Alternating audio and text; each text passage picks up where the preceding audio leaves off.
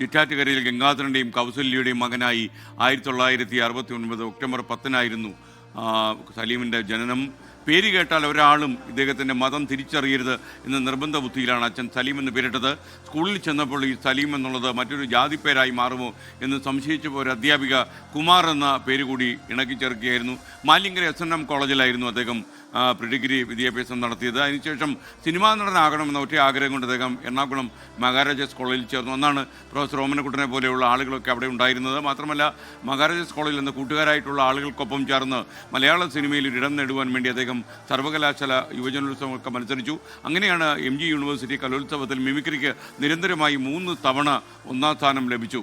അതുപോലെ കൊച്ചിൻ കലാഭവൻ, സാഗർ തുടങ്ങിയ ട്രൂപ്പുകളിലും വേദികളിലും ഒക്കെ അന്ന് സലീം കുമാറിൻ്റെ സാന്നിധ്യം ഉണ്ടായിരുന്നു. കൊച്ചിയിലെ വേദികളിലൊക്കെ കടന്നു. അന്ന് ടെലിവിഷനിലുമൊക്കെ തന്നെ സലീം പ്രത്യക്ഷപ്പെട്ടു തുടങ്ങി. അങ്ങനെയാണ് സിനിമാലയിലും ഒക്കെ തന്നെ അദ്ദേഹത്തിൻ്റെ സാന്നിധ്യം കണ്ടത്. തിരുവനന്തപുരത്ത് ഏഷ്യാനെറ്റിൻ്റെ പുളിയറക്കോണത്തെ സ്റ്റുഡിയോയിൽ മരക്കൂട്ടങ്ങൾക്കിടയിൽ മരം ചാരിയിരിക്കുന്ന കലാകാരന്മാർക്കിടയിൽ സലീമിനെ കാണാമായിരുന്നു. ആദ്യകാലത്തൊക്കെ തന്നെ വളരെ ആവേശമായിരുന്നു അന്ന് ഏഷ്യാനെറ്റിൻ്റെ ഈ സിനിമാലയിലൊക്കെ അഭിനയിക്കാനും അതേപോലെ ഡയാന സിൽവസ് എന്ന പ്രൊഡ്യൂസറിൻ്റെ കീഴിൽ ജോലി ചെയ്യാനുമൊക്കെ അദ്ദേഹം അത് വളരെ സ്നേഹത്തോടെയൊക്കെ ആദ്യകാലത്തൊക്കെ എന്നോട് പറയുമായിരുന്നു.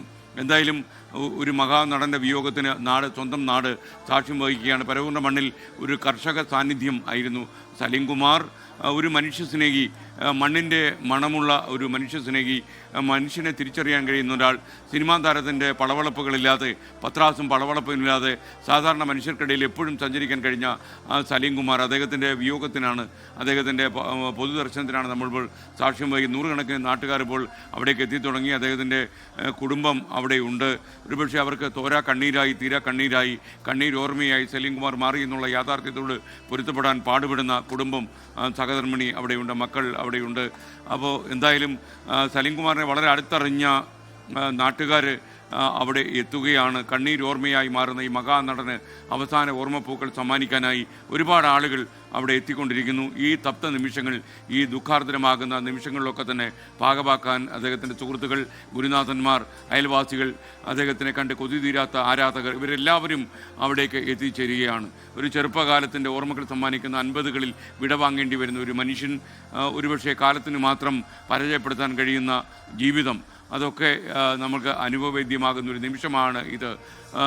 ഒരുപക്ഷെ ഈ മനുഷ്യൻ്റെ വിയോഗം നമ്മളെ ഓർമ്മപ്പെടുത്തുന്നത് കുറച്ച് കാലം കൊണ്ട് തന്നെ ഒരുപാട് കാലം ചെയ്യാൻ കഴിയുന്ന വേഷങ്ങളൊക്കെ കൊട്ടിയാടാൻ ഇദ്ദേഹത്തിന് കഴിഞ്ഞു. ഒരുപക്ഷെ നിരന്തരം മനുഷ്യനെ ഓർമ്മിപ്പിക്കുന്ന ഒരുപാട് വേഷങ്ങളിൽ നിറഞ്ഞാടിയ സലീം കുമാറാണ് ഇവിടെ നിന്ന് വിടവാങ്ങാൻ ഒരുങ്ങുന്നത്.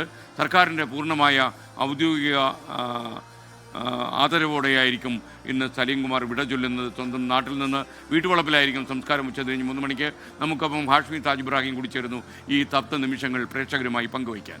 ഹാഷ്മി, 56 വർഷങ്ങൾ 57 വർഷങ്ങൾ മാത്രമാണ് ഈ ഭൂമിയിൽ ജീവിച്ചതെങ്കിലും അങ്ങേയറ്റം സാർത്ഥകമായ ഒരു ജീവിതചക്രം പൂർത്തിയാക്കിയ മഹാനടൻ മടങ്ങുകയാണ് ഭൂമിയിൽ നിന്നും. അദ്ദേഹത്തിൻ്റെ ഭൗതിക ശരീരം മാത്രമേ മടങ്ങുന്നുള്ളൂ. നമ്മൾ പോയ മണിക്കൂറുകളൊക്കെ പറഞ്ഞുകൊണ്ടിരുന്നത് സലീം കുമാർ എന്ന മഹാനടൻ്റെ 30 വർഷങ്ങൾ 3 പതിറ്റാണ്ടുകൾ നീണ്ട അഭിനയ ജീവിതത്തെ പറ്റിയാണ് പ്രേക്ഷകർ സ്ക്രീനിൽ കാണുന്നുണ്ട്. I also failed of you എന്നടക്കമുള്ള കേട്ടാൽ ചിരി വർദ്ധ, ചിലപ്പോൾ മറ്റൊരു നടനാണെന്ന് പറയുന്നതെങ്കിൽ ചിലപ്പോൾ അത് ചളി, നമ്മളിപ്പോൾ നാട്ടുഭാഷയിൽ ചളി എന്ന രീതിയിലായി പോയേക്കാവുന്ന ചില ഡയലോഗുകൾ വളരെ മനോഹരമായി അഭിനയിച്ച് ഫലിപ്പിച്ച ഒരു മഹാനടൻ. അത് സലീം കുമാറിന് മാത്രം.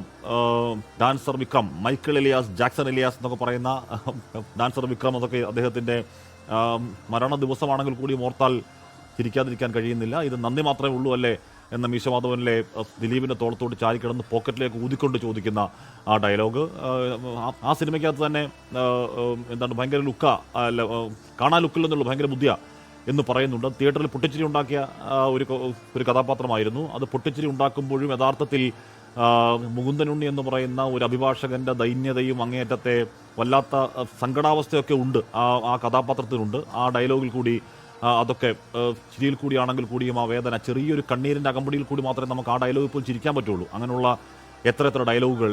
ഈ കലവറ നമുക്കൊരു മണിയറയാക്കാം എന്നൊക്കെ പറഞ്ഞ ഡയലോഗ്, തൈപ്പൂയ കാവടിയാട്ടം എന്നൊക്കെ പറഞ്ഞിട്ട് അവിടെ കിടന്ന് പാടുന്ന പാട്ട് ഓർക്കുമ്പോൾ ചിരിക്കാതിരിക്കാൻ നമുക്ക് കഴിയാത്ത രീതിയിലുള്ള അസംഖ്യം കഥാപാത്രങ്ങൾ, ഒരുപിടി കഥാപാത്രങ്ങളെ, ഒരുപക്ഷെ ആ തലമുറയിലെ ഇത്രയധികം ഹിറ്റ് ഡയലോഗുകൾ നമ്മളിപ്പോഴും ഓർത്തിരിക്കുന്ന പുതിയ തലമുറ പോലും മീമുകളിൽ ട്രോളുകളിൽ പുതിയ തലമുറ പോലും വളരെ സജീവമായി എല്ലാ ദിവസം ഒന്നാണ് നമ്മളിപ്പോൾ ഫേസ്ബുക്കിൽ ഒരു സ്ക്രോൾ നടത്തിയാൽ ഈ മീമുകളിൽ ട്രോളുകൾ എനിക്ക് ഭ്രാന്തായതാണോ നാട്ടുകാർക്ക് മുഴുവൻ ഭ്രാന്തായതാണോ എന്ന് ഇരിക്കുന്ന സലീം കുമാറിൻ്റെ മുഖഭാവത്തിലുള്ള ട്രോളുകൾ മീമുകൾ അത് കാണാത്ത ഒരൊറ്റ ദിവസം പോലും ഇല്ല എന്ന കാര്യത്തിൽ ഒരു തർക്കം ആർക്കുമില്ല. അതുകൊണ്ട് അനശ്വര നടനാണ് എന്ന് ഉറപ്പായും പറയാം.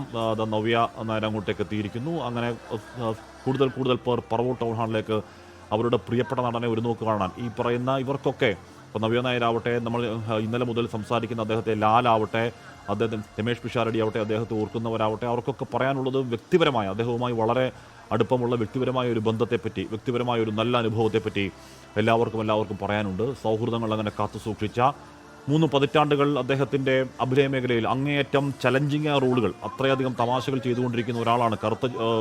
കറുത്ത ചൂതലിലും മാതാവിൻ്റെ മകൻ അമ്പൂലും അച്ഛനുറങ്ങാത്ത വീട്ടിലുമടക്കം ഈ പറയുന്ന ആ സിനിമയിൽ ഒരു ശവപ്പെട്ടിക്കാരൻ്റെ കച്ചവടക്കാരനായ ലോനപ്പൻ്റെ വേഷം ചെയ്യുന്നുണ്ട്. അതുവരെ ചിരിപ്പിച്ചുകൊണ്ടിരിക്കുകയാണ്.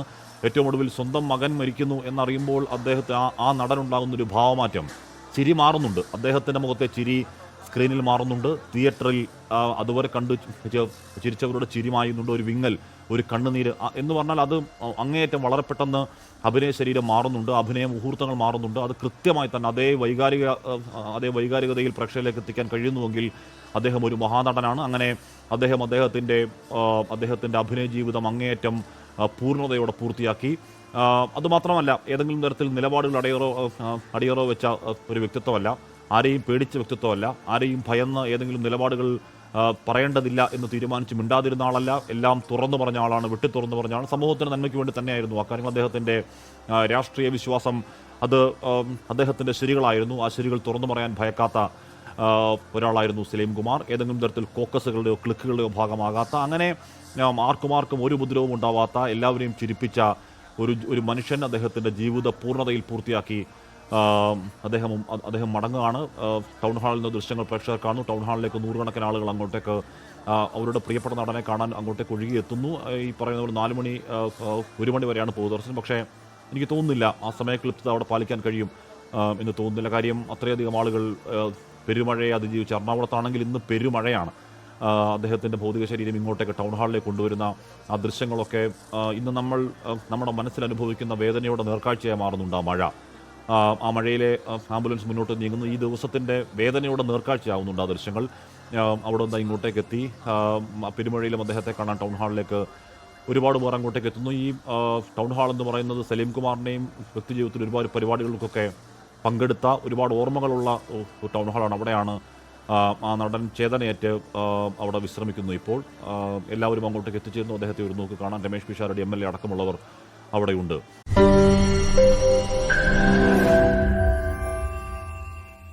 ലോകത്തെവിടെയായാലും ഏത് സമയത്തും 24 വാർത്തകളും ഓഗ്മെന്റഡ് റിയാലിറ്റി പാക്കേജുകളും എക്സ്പ്ലെയിനറുകളും വിശദമായി കാണാൻ ഞങ്ങളുടെ യൂട്യൂബ് ചാനൽ നിങ്ങൾക്ക് സബ്സ്ക്രൈബ് ചെയ്യാം.